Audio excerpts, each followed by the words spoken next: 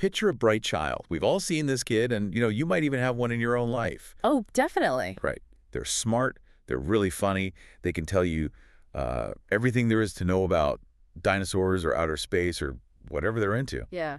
But they're constantly, and I mean constantly, bumping into door frames. Or just tripping over their own feet on a perfectly flat floor. Exactly.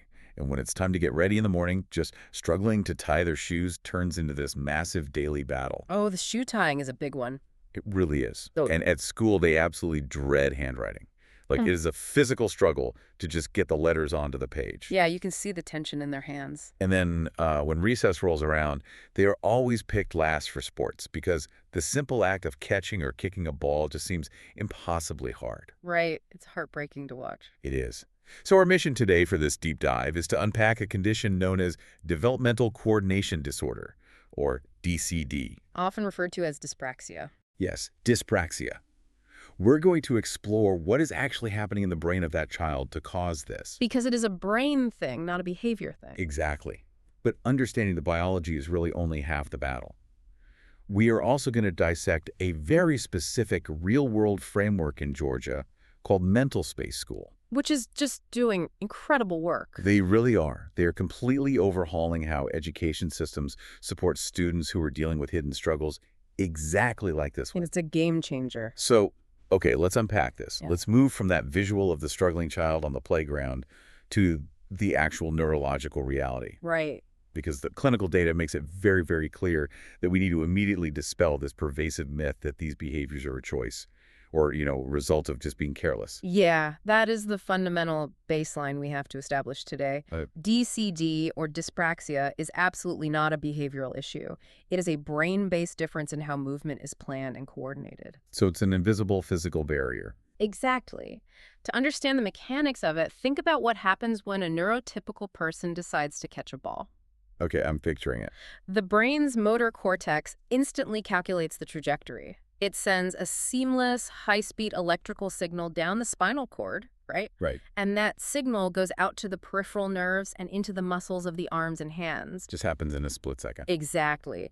There's this immediate fluid feedback loop involving proprioception. Which is the body's sense of where it is in space. Yes, exactly. But for a child with DCD, that specific pathway is fundamentally altered. Okay, how so? Well, the intention to catch the ball is absolutely there. The intelligence to understand the game is there. But the execution of those signals gets scrambled somewhere along the neural pathway. Ah, okay. So the signal is essentially encountering a massive amount of interference. Yes, precisely. Think of the brain's movement planning like a brilliant visionary director on a massive movie set. Oh, I like that analogy. Right.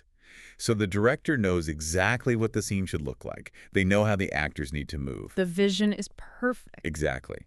But the director's walkie-talkie, the one they use to communicate with the camera crew, and the crew represents the body in this analogy, that walkie-talkie is completely full of static. Oh, wow. Yeah. The instructions being shouted into it are perfect. The director's doing their job. But the transmission gets totally scrambled in the airwaves. Right. So the crew doesn't know what to do. Exactly.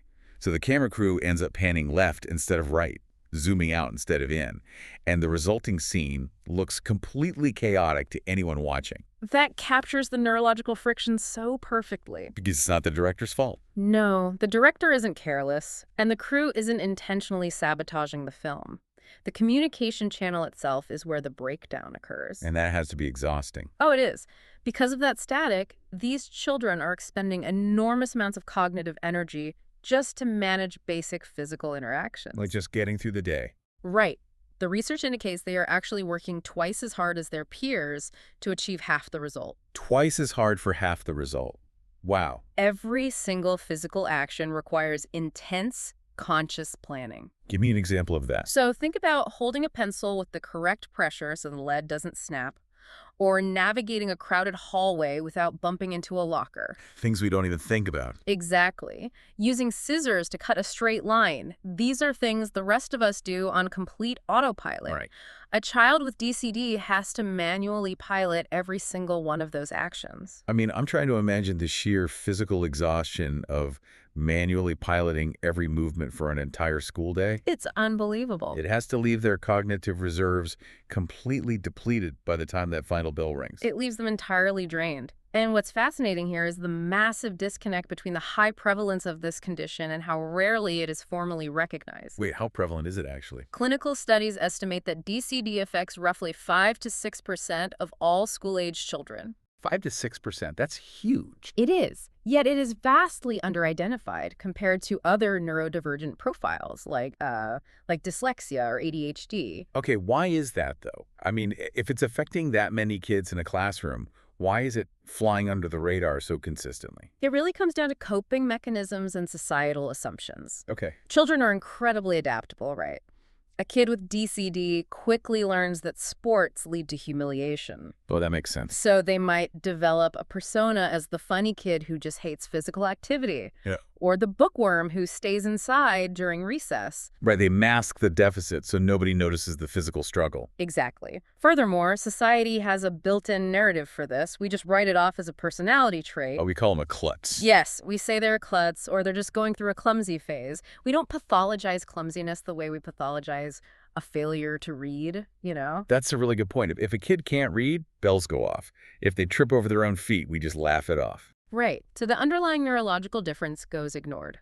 Plus, the diagnostic picture is often super muddy.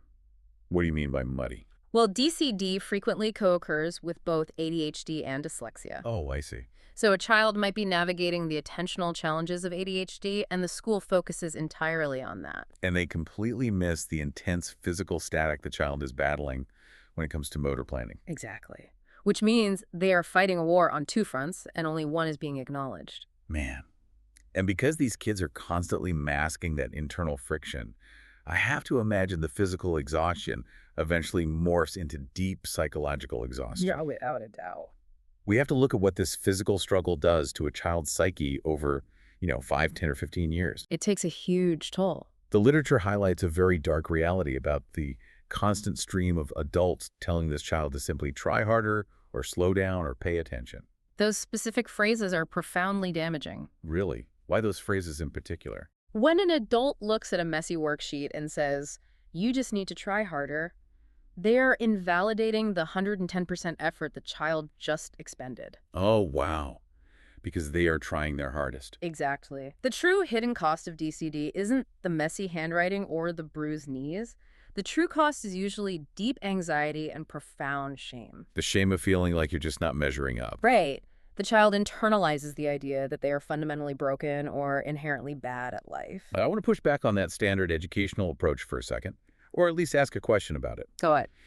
If a child is already exhausted from working twice as hard physically just to sit upright in a chair and coordinate their hand to hold a pencil. Which is exhausting, yes. Right. So why is the standard response to tell them to push more? Doesn't telling them to try harder actually accelerate their mental burnout rather than motivate them? It absolutely breaks their spirit. That dynamic is exactly why emotional support is just as critical as any physical accommodation. It's like pouring water on a drowning kid. Exactly. Think about the cognitive load this way. Imagine you are trying to type a highly complex, urgent email to your boss. Okay, stressful enough already. Right. But while you are typing, someone is continually and randomly changing the language settings on your keyboard. Oh, that sounds awful. You hit the A key, but a completely different symbol appears. You have to stop, delete, consciously search for the right key mapping, and try again. My frustration would skyrocket instantly. Now imagine a manager standing over your shoulder, not offering to fix the keyboard, but just yelling at you to type faster and stop making typos. I would probably just quit. Right. You wouldn't suddenly become a better typist. Yeah. You would experience an acute stress response, your cortisol levels would spike, you'd become anxious, and eventually you would just start trying to type altogether to protect yourself from the stress. Wow. That is the daily reality of a child with dyspraxia being told to try harder. It accelerates burnout, builds intense resentment, and fosters an environment where anxiety thrives. That makes so much sense. So the intervention has to be about fixing the keyboard, not yelling at the typist. Beautifully put. So what does that actually look like in practice? How do we build interventions that actually work for these kids? The clinical guidelines point to 3 main pillars of intervention: occupational therapy, smart accommodations, and emotional support. Okay, let's look at occupational therapy, or OT, first. Sure. So OT doesn't cure dyspraxia, but it helps the brain build workarounds. Workarounds. Like how? An occupational therapist will take a complex task, like tying a shoe, and break it down into micro movements. Okay. Through highly structured, repeated practice, they help the child consciously build new neural pathways to execute that specific task. So they're bypassing the faulty automatic pathways. Exactly. It's about creating custom motor strategies. But I mean, OT only happens for maybe an hour a week, right? What about the other 35 hours they spend in a classroom? That is where environmental accommodations step in to really change the game. Like what? Keyboarding is a prime example. For a child with DCD, forming cursive letters requires immense motor planning and constant adjustments in grip pressure and spatial awareness. Which is exhausting. Right. But pressing a key on a laptop, that requires a single isolated motor action. Oh, so you just bypass the handwriting barrier entirely. Exactly. You completely remove the motor barrier so the child's actual intelligence can shine through. The cognitive energy previously spent on drawing letters can now be spent on crafting a brilliant essay. That's incredible. Are there other accommodations? Definitely. Other vital ones include extra time on tests, because the physical act of outputting information naturally takes longer, and breaking large assignments down into smaller, structured steps to manage the overall cognitive load. And it is really important to note for you listening that getting these accommodations formally implemented in a public school setting usually requires an individualized education program, or IEP. Yes, that's crucial. Which necessitates a formal medical diagnosis. A teacher cannot diagnose DCD. A parent cannot diagnose it. Right. It requires an evaluation by licensed clinicians, like pediatricians, neurologists, or specialized psychologists. Absolutely. But, obtaining that diagnosis and just throwing a laptop at the problem doesn't magically fix the psychological damage of being called lazy for 5 years. No, it really doesn't. You can give a child all the OT and keyboarding accommodations in the world, but if they have spent half a decade internalizing the belief that they are inadequate, the anxiety remains. Your damage is done. Right. Yeah. The school system has to actually repair that emotional baseline. Which leads us directly to the systemic solutions being developed right now. Yeah. And here's where it gets really interesting. Yes. We are looking at a framework called MentalSpace School, operating out of Georgia. They're doing fascinating work. They provide comprehensive K-12 mental health support, specifically integrated into Georgia's school districts. Right into the school. Yeah. And what is so striking about this model is that it treats mental health infrastructure not as a luxury, but as a core utility of the school, like electricity or plumbing. That shift in perspective is absolutely critical. MentalSpace operates as a fully integrated ecosystem of care. Okay, let's look at how their model actually functions on a day-to-day basis. So they utilize same-day teletherapy, and they assign dedicated therapist teams to specific schools. Walk me through what that looks like for the child we've been talking about. The student with dyspraxia who just hit a wall in math class because they literally can't copy the equations from the board fast enough. Okay, so in a traditional system, that child gets overwhelmed, maybe acts out in frustration, and gets sent to the principal's office for a behavioral infraction. Right, they get punished for struggling. Or they internalize it, shut down entirely, and are put on a 6-month waiting list to see an overbooked private practice counselor. Which is just way too late. Exactly. But with the MentalSpace model embedded in the school, that same child can be directed to a quiet, designated space within the building. Right away. Yes. They open a secure tablet and connect immediately that same day with a licensed therapist. That is amazing. And because the therapist is part of a dedicated team assigned to that specific school, they already know the administration. They understand the school's culture. They aren't just strangers dropping in. Right. And they can track the student's progress longitudinally. The therapist can work with the child to de-escalate the immediate panic attack and then process the underlying frustration of living with a motor coordination disorder. And the scope goes beyond just one-on-one student therapy, too. The literature on MentalSpace School outlines a massive umbrella of services. It's very comprehensive. They do crisis intervention, suicide and violence prevention, and crucially, staff wellness and family counseling. They're treating the entire environment, not just the isolated child. If we connect this to the bigger picture, this model represents a massive paradigm shift in educational psychology. How so? Well, historically, the school disciplinary model was built on reactive punishment. We waited for a student to fail or act out, and then we delivered consequences. Right, detention, suspension, that sort of thing. Exactly. By embedding a dedicated team of licensed, diverse, culturally competent therapists right into the school's daily framework, you move from reactive punishment to proactive psychological support. That is a huge shift. And the staff wellness piece cannot be overstated either. Tell me about that. Supporting a classroom filled with varied neurodivergent needs, dyspraxia, ADHD, trauma backgrounds, it takes a severe emotional toll on educators. I can only imagine. A dysregulated, burned-out teacher cannot effectively co-regulate a dyspraxic student who's having a panic attack over a writing assignment. You can't pour from an empty cup. Exactly. Supporting the mental health of the adults in the building directly improves the environment for the students. It creates a buffer of resilience for the whole community. But, a massive comprehensive system like this always hits the same wall in public education. Funding. It sounds incredible. But if a family living paycheck to paycheck can't afford the copay, the system fails the most vulnerable students. Logistics and accessibility are the ultimate arbiters of whether a health program actually succeeds. And this is where the financial architecture of MentalSpace is genuinely disruptive. It really is. They have systematically dismantled the financial barriers. For students on Medicaid, the out-of-pocket cost is $0. Zero. They pay absolutely nothing. Taking the cost down to zero for Medicaid populations is a revolutionary step for health equity. It changes everything. It means a single mother working 2 jobs doesn't have to choose between buying groceries and getting her child psychological support for their severe anxiety. Which is a choice nobody should have to make. Right. The care is simply there, accessible within the walls of the school the child already attends. And for families who are not on Medicaid, they accept an incredibly wide net of commercial and state insurances. Yes, very broad coverage. They work with all the major providers: Blue Cross, Cigna, United Healthcare, Aetna, Humana, Peach State, right down to regional state plans like CareSource and AmeriGroup. By accepting such a broad spectrum of coverage, they ensure that insurance status isn't the bottleneck preventing care. Exactly. And of course, operating within an educational environment requires strict adherence to privacy laws. Oh, absolutely. The infrastructure is fully compliant with both APA, which protects medical records, and FERPA, which protects educational records. So the students' private therapy sessions remain completely secure. The privacy compliance is the baseline requirement to even operate in a school, obviously. Right. But the financial accessibility is what truly activates the program and drives utilization.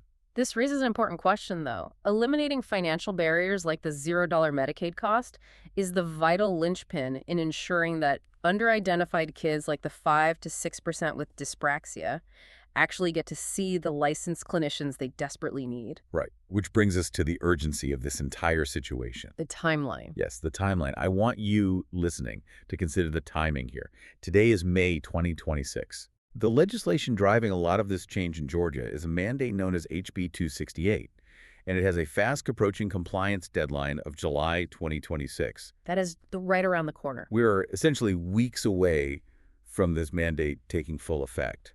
So if a school misses this deadline or fails to implement an infrastructure like MentalSpace, what actually happens? Like, what is the human cost on the playground if a district fails to adapt? The human cost is that another entire generation of neurodivergent children slips through the cracks. Wow. Mandates like HB 268 exist to force systemic change because the old model, one overwhelmed guidance counselor responsible for the mental well-being of 1,000 students is catastrophically broken. It just doesn't work. No. Schools are realizing they need scalable, legally compliant, comprehensive infrastructure immediately. And when schools adopt a robust system to meet a legal deadline like this, how does it alter the trajectory of the underidentified populations we've been discussing? It fundamentally changes their odds of survival and success in that environment. Survival really is the right word, isn't it? It is, because we know 5 to 6% of kids have DCD.